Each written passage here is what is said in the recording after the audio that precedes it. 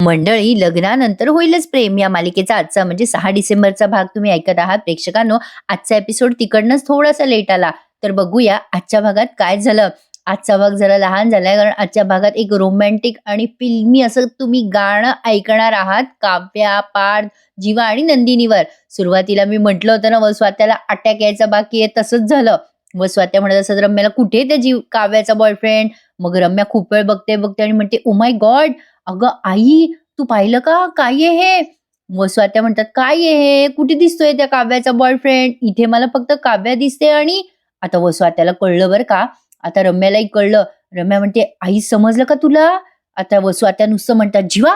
आणि मग रम्या म्हणते, "आई, तेच. आपण कल्पना पण करू शकत नाहीये. ते बघ ते दोघं. अगं, काव्याचा बॉयफ्रेंड जीवाच आहे." आता या दोघींच्याही ते लक्षात आलं बरं का. आता या रम्याचं बोलणं त्यांनी खूप वेळ असं घुमवलंय, म्हणजे यांच्यासाठी ते खूप शॉकिंग आहे. त्याला तर अक्षरशः चक्कर येते. काव्याचा बॉयफ्रेंड जीवा, काव्याचा बॉयफ्रेंड जीवा करून त्या धाडकन कोसळल्या, पण दिवाणवर पडल्यात बरं का. टेन्शन नका घेऊ, त्यामुळे त्यांना काही लागलं नाहीये. इकडे गुरुजी आलेत आणि काव्या म्हणते की गुरुजी, या महिन्यात असं काय घडणार आहे? गुरुजी देतात टेन्शन आणि म्हणतात, जे घडणार आहे त्याची अगोदरच आता सुरुवात झालेली आहे. असं ऐकल्यावर सगळे फुल टेन्शन मध्ये येतात. काव्या म्हणते, बापरे, आता काय करायचं मग गुरुजी?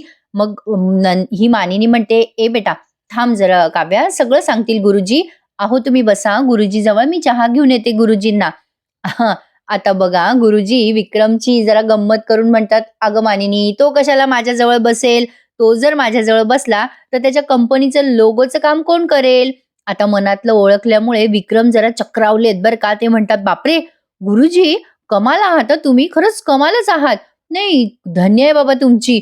तुम्हाला कसं काय एवढं कळतं हो माणसाच्या मनातलं? सगळंच कळतं का तुम्हाला गुरुजी? गुरुजी म्हणतात, हो, सगळं कळतं मला विक्रम, अगदी मनातलं आरपार.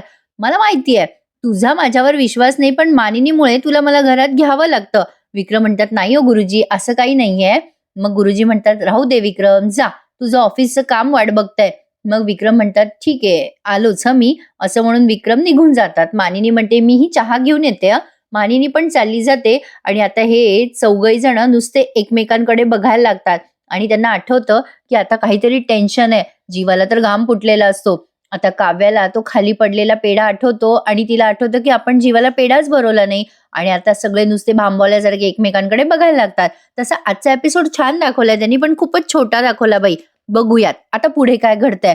तर आता बघा, इकडे रम्या वसुआत्याच्या तोंडावर पाणी टाकते आणि वसुआत्याला उठवायचा प्रयत्न करते. आता हे सगळे एकमेकांकडे बघून उष्ण हसू आणतायत बरं का. एकमेकांकडे पाहून हसतायत एकमेकांना. इकडे रम्या स्वात्याला म्हणते, आई उठ, उठ, उठ, सापडलाय आपल्याला काव्याचा बॉयफ्रेंड.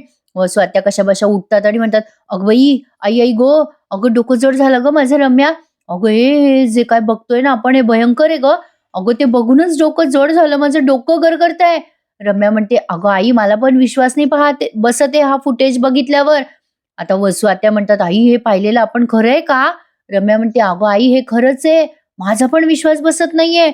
अगं आपला जीवाच काव्याचा कसं काय बॉयफ्रेंड असू शकतो? अगं शक्यच नाही. पण का गं आई? अगं ती सुनीता. मग स्वात्या म्हणतात, तिचं काय? रम्या म्हणते, अगं ती मामीची लहानपणीची मैत्रीण, तिने कसं काय ओळखलं नसेल जीवाला? स्वात्या म्हणतात, आपण एक काम करू, तिलाच फोन करू. आणि एक काम कर रम्या, तो फोन आहे ना स्पीकरवर ठेव. बघू, आपण विचारू तिला की तिला माहिती आहे का जीवा मानिनीचा मुलगा आहे म्हणून. आता रम्या म्हणते, बरं थांब, मी फोन आणते. आता रम्याने तिचा फोन बाजूला ठेवलेला उचललाय. आता ही स्वात्या आणि रम्या दोघी मिळून त्या सुनीताला फोन लावतात बघा. रम्या फोन स्पीकरवर ठेवते. आता तिकडनं सुनीताने फोन उचललाय. सुनीता म्हणते, हा कोण बोलतंय? मग रम्या म्हणते, अहो मी मी रम्या बोलते. माझी आई आणि मी तुमच्या कॅफेमध्ये तुम्हाला भेटायला आलो होतो. सुनीता म्हणते, ओ, तुम्हाला एंटरटेन करायला माझ्याकडे अजिबात वेळ नाही हा. उगाच माझा वेळ घेऊ नका. रम्या म्हणते, थांबा ना, थांबा ना. अहो सुनीताजी, महत्वाचं काम आहे. सुनीता ओरडून म्हणते, तुम्हाला काय बोलायचंय? सांगितलं होतं ना तुम्हाला माझ्यासाठी हा विषय संपला म्हणून. त्यावर रम्या म्हणते, हे बघा, मला एवढंच जाणून घ्यायचंय की तुम्ही मामीच्या म्हणजे मानिनीजीच्या लहानपणापासून मैत्रीण आहात ना? मग लगेच आता ती चिडते बरं का सुनीता आणि म्हणते, एक मिनिट, तुम्हाला स्पष्ट सांगते, मी मानिनी माझी मैत्रीण नाहीये आता. आता लगेच वसुआत्या रम्याच्या हातातून फोन घेऊन चिडूनच म्हणते, ओ सुनीताजी. मग रम्या तिला खुणवते वसुआत्याला, अगं आई जरा हळू बोल त्या बाईशी.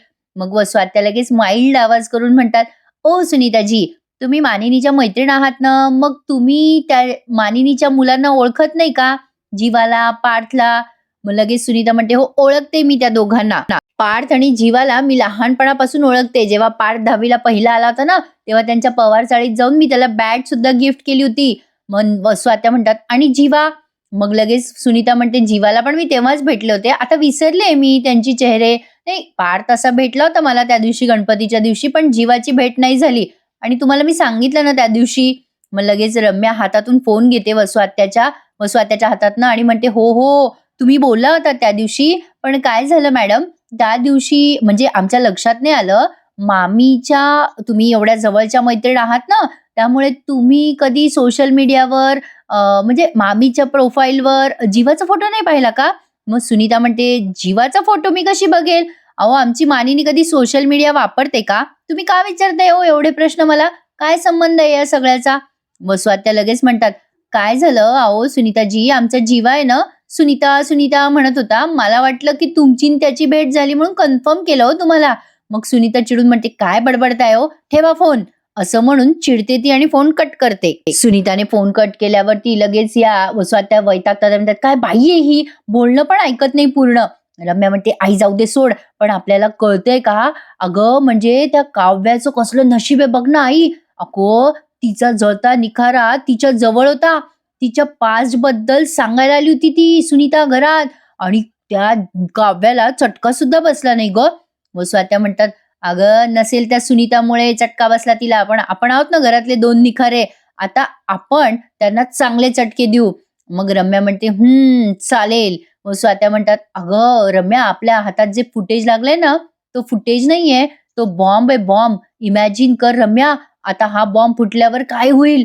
अरे बाप रे! मी तर कल्पना पण करू शकत नाही काय काय होऊ शकेल." रम्या म्हणते, "आई, ते फुटेज पाहिल्यावर तुला चक्कर आलीये, पण जर हे पार्थने पाहिलं तर काय अवस्था होईल त्याची?"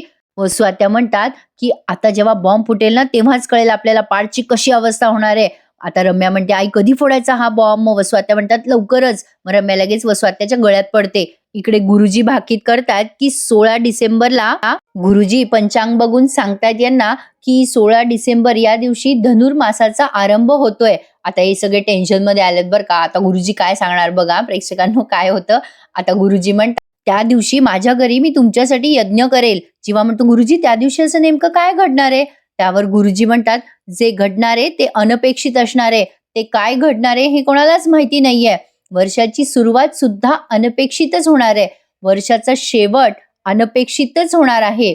आता हे ऐकल्यावरती खूप भीती वाटते बरं का आता सगळ्यांना. गुरुजी म्हणतात, "मुलांनो, आता हे सगळं तुमच्यावर आहे बरं का." आता हे जेव्हा गुरुजी सांगतात, तेव्हा ते मानिनीला कळतं. गुरुजी म्हणतात, "जे अपूर्ण आहे ते पूर्ण करा पोरांनो, पूर्ण करा." आता यांना समजेना काय पूर्ण करायचंय. गुरुजी म्हणतात, "जे अपूर्ण आहे ते पूर्ण करा, नाही तर सगळं अर्धवट राहील." मानिनी म्हणते, गुरुजी, यावेळेला तुमचे संकेत कळले हं मला."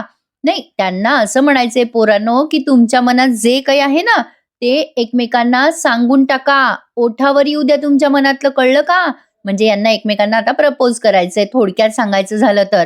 गुरुजी म्हणतात, "प्रेम तुम्हाला दुबळं बनवतं बरं का, पण प्रेमातच सगळं काही निभवून न्यायची ताकद सुद्धा आहे बरं का. तेव्हा नीट विचार करा आणि मग निर्णय घ्या बरं का. पोरांनो, तुमच्या निर्णयावर या वर्षाचा शेवट अवलंबून आहे." आता जर यांनी एकमेकांना प्रपोज केलं प्रेक्षकांनो, तर ते एकमेकांना छान समजून घेऊ शकतात, असं कदाचित गुरुजींना सांगायचं असेल. गुरुजी म्हणतात, "उपयोग झाला तर याचा शेवट समजू नका. नाही, तुमच्या नव्या नात्याची कदाचित ही सुरुवातही असू शकेल."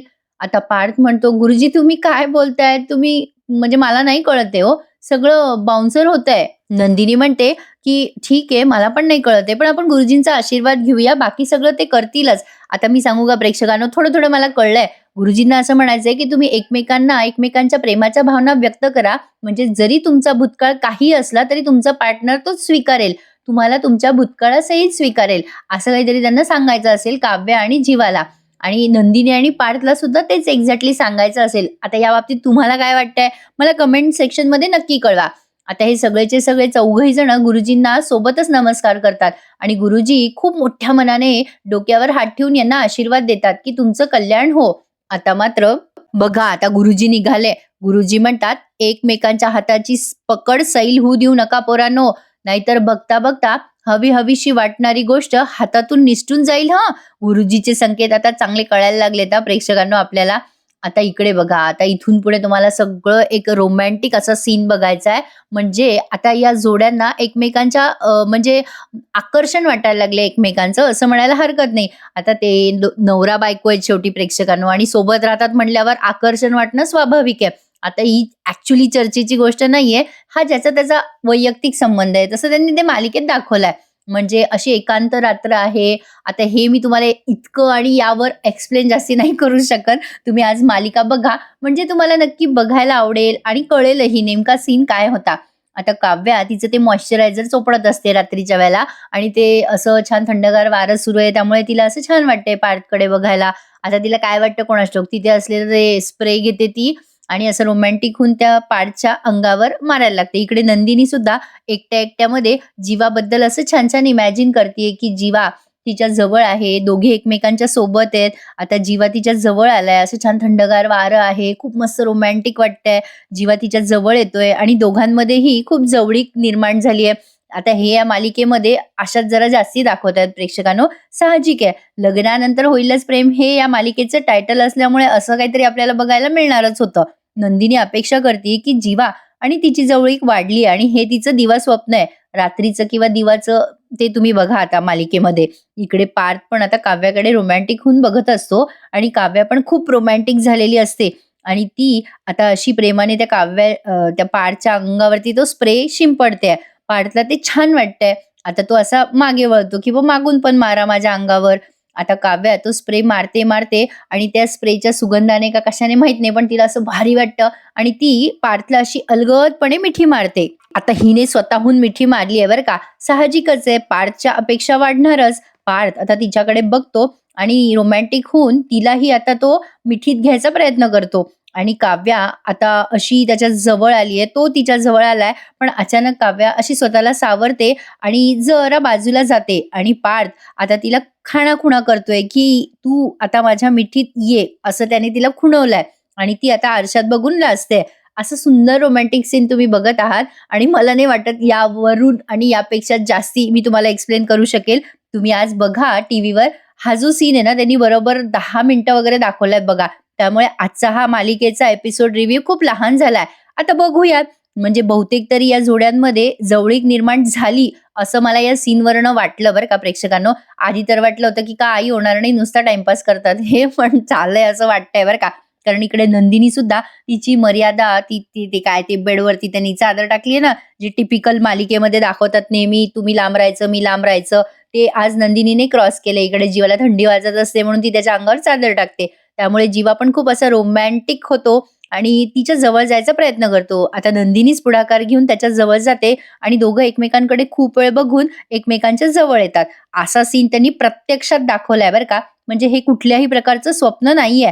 आता हा सीन संपलाय. सकाळ झाली आहे. मानिनीबाई उठल्या उठल्या देवाजवळ प्रार्थना करतायत की "देवा, माझ्या या पोरांचं मनाविरुद्ध लग्न झालं होतं, पण आता या सगळ्यांमध्ये जवळीक निर्माण होऊ दे, त्यांच्या जे मनात आहे ते ओठावर येऊ दे", अशी प्रार्थना करत असतात त्या देवाजवळ. आणि हो, मगाशी बघितलेला जो रोमॅन्टिक सीन आहे ना, त्यावर त्यांनी चांद मातला हे गाणं ऐकवलंय आपल्याला, आणि तो सीन दाखवलाय.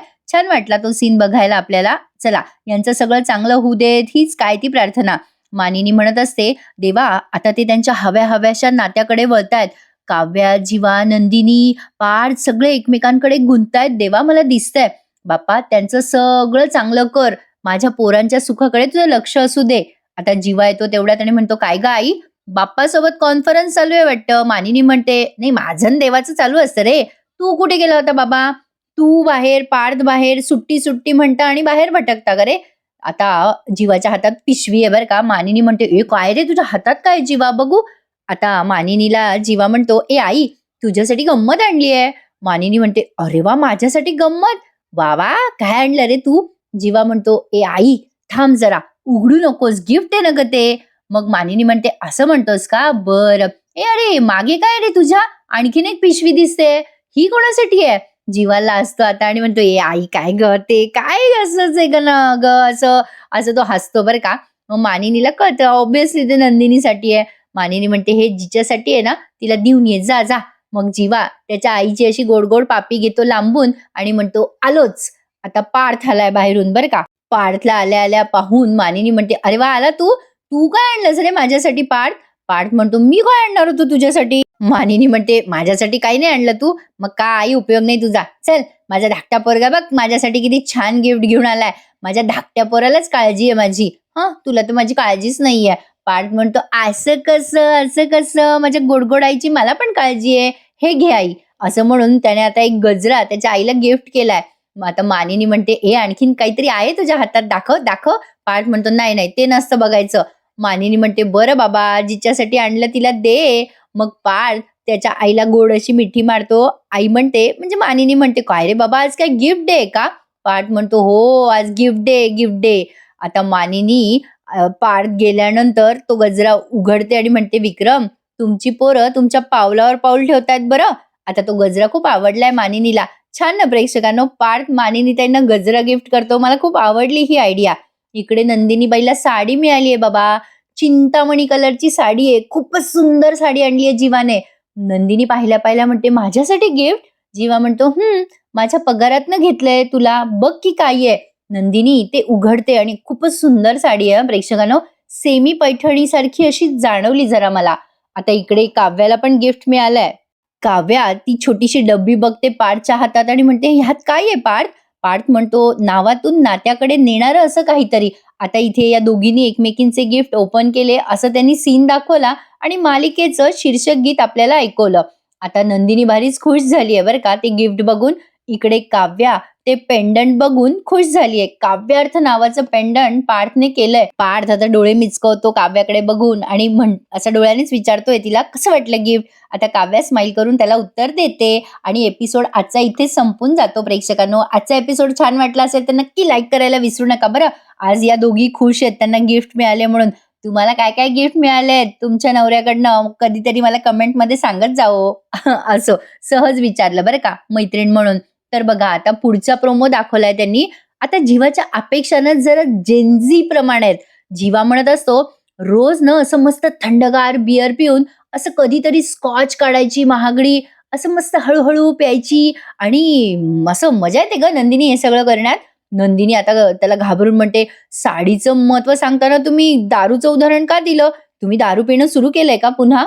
इकडे पार्थ रोमॅन्टिक होऊन काव्याला म्हणतो, "पेंडेंटमुळे माणसाचं स्वातंत्र्य टिकून राहतं." काव्या म्हणते, "या सगळ्याचा काय संबंध?" मग पार्थ म्हणतो, "हे तुम्ही चेनमध्ये घाला, नाही तर मंगळसूत्रात घातल्यावर छान दिसेल अजून." हे पार्थ बोलतो तेव्हा काव्याला असते. आता मंडळी, मला तुमच्या प्रतिक्रिया नक्की कळवा. काव्या हे पेंडंट मंगळसूत्रात घालेल की चेनमध्ये? काय वाटतं तुम्हाला? आणि मालिकेचा प्रोमो पण आलाय नवीन. यामध्ये आता नंदिनी जीवाला 16 तारखेला प्रपोज करणार आहे आणि काव्या 16 तारखेला पार्थला तिचा भूतकाळ सांगणार आहे आणि रम्या मंगळसूत्र घेऊन घरात फिरतीये. त्या पार्थने तिच्या गळ्यात घालावं म्हणून असा प्रोमो आलाय बरं का प्रेक्षकांनो. बघूया मालिकेत इंटरेस्टिंग ट्विस्ट येणार हे नक्की. पण प्रेक्षकांनो, या सगळ्यामधनं यांच्या प्रेमाचा विजय व्हावा हीच काय ती आपल्या सगळ्या प्रेक्षकांची इच्छा आणि अपेक्षा आहे, नाही का? बघूयात. या मालिकेमध्ये खूप अनपेक्षित असे ट्विस्ट येणार आहेत. त्यामुळे मालिका बघायला आणि रिव्ह्यू ऐकायला मजा येणार आहे ना तुम्हाला? आवडल्यास नक्की लाईक करा. खूप जण आहेत ते चॅनल सबस्क्राईब करत नाहीत अजून देखील. प्लीज चॅनलला सबस्क्राईब करा, सपोर्ट करा. उद्या भेटूयात पुन्हा एकदा लग्नानंतरच्या इंटरेस्टिंग रिव्ह्यू सहित. तोपर्यंत मंडळी टेक केअर. धन्यवाद.